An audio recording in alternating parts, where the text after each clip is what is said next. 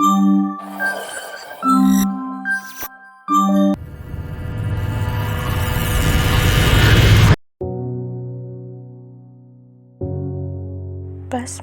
malare adalah salah satu protozoa parasit yang dapat menyebabkan penyakit malaria pada manusia.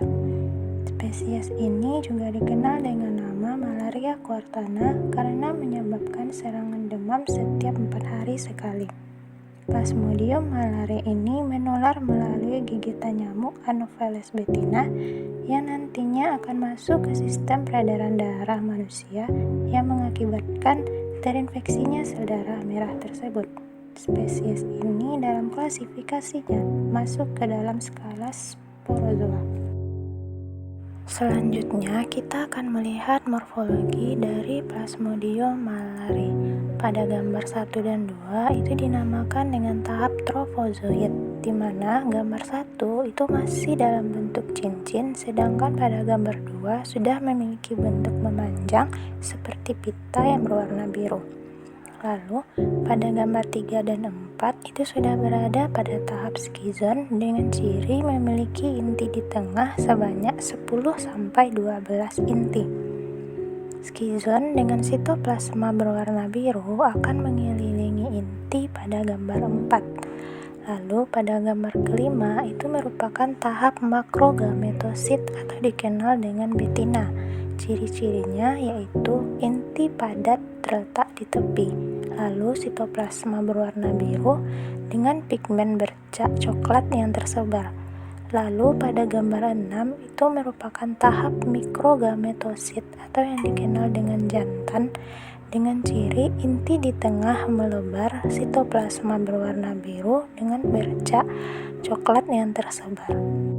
Secara geografis, Plasmodium malare ditemukan di daerah beriklim tropis dan subtropis seperti di Afrika Sub-Sahara, Amerika Selatan, Asia Tenggara, dan Asia Selatan. Di Indonesia sendiri, daerah dengan penularan Plasmodium malare tertinggi terdapat di Lampung, Nusa Tenggara Timur, dan Papua. Baik, selanjutnya kita akan membahas tentang siklus hidup dari Plasmodium malare. Siklus hidup Plasmodium malare terdiri dari 2 tahap. Yang pertama yaitu siklus skizogoni atau siklus aseksual yang terjadi di dalam tubuh manusia.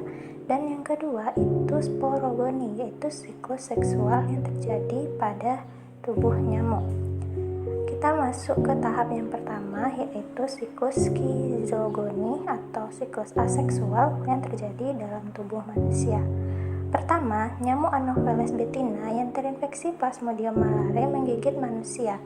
Lalu, lewat tusukan nyamuk ini, sporozoid akan masuk ke dalam tubuh manusia. Setelah sporozoid masuk ke tubuh manusia, sporozoid akan mengikuti aliran darah menuju ke hati sehingga menginfeksi sel hati.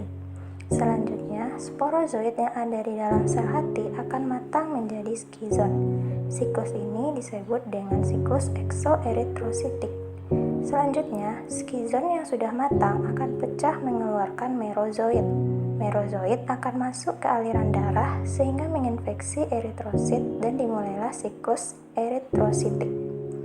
Selanjutnya, merozoid tadi akan berubah morfologi menjadi tropozoid belum matang, lalu matang dan membentuk skizon lagi, yang akan pecah lagi dan menjadi merozoid lagi.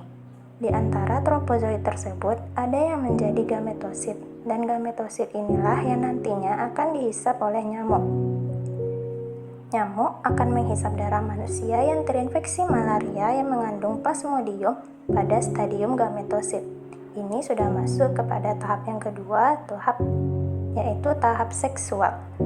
Selanjutnya, gametosit akan membelah menjadi mikrogametosit atau dikenal dengan jantan dan makrogametosit betina. Keduanya akan mengadakan fertilisasi yang menghasilkan ookinet. Ookinet masuk ke lambung nyamuk dan membentuk ookista. Ookista ini akan membentuk ribuan sporozoid yang nantinya akan pecah. Dan sporozoid akan keluar dari ookista. Sporozoid ini akan menyebar ke seluruh tubuh nyamuk, salah satunya di kelenjar ludah nyamuk.